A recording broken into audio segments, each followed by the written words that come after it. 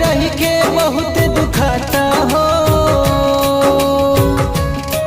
दिल जख्मी भइल अब जाता हो, रही रही के बहुत दुखाता हो। दिलों में निकाल ली हलो है, बोलो अब जीनी कैसे,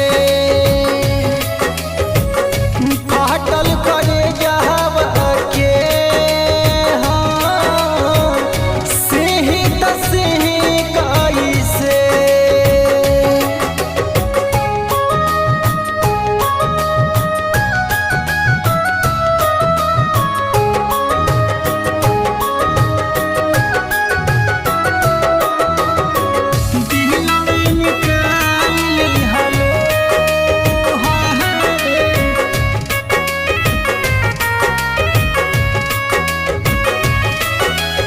आस धरा के काहे हमसे कैलू धोखेबाजी, अब कबहू ना होई दिलवा केहू खातिर राजी हो।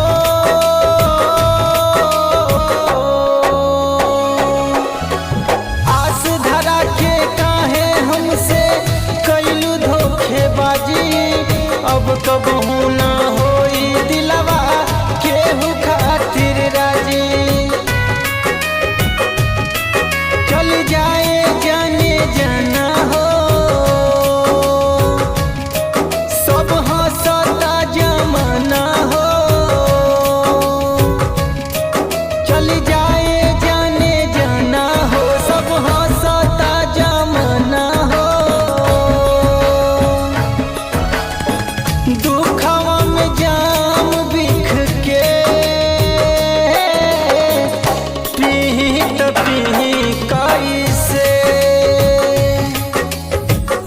फाटल करे जावा के हो, सिही तसिही कैसे।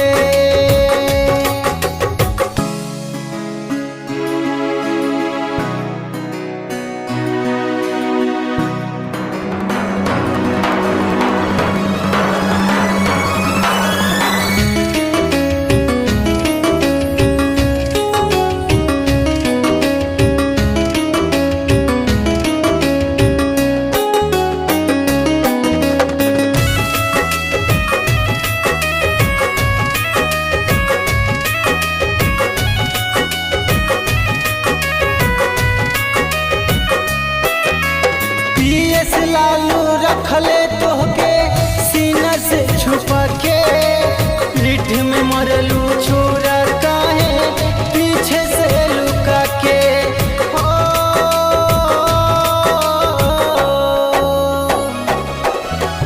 PS लालू रखले तोहके सीना से छुपा के, पीठ में मरलू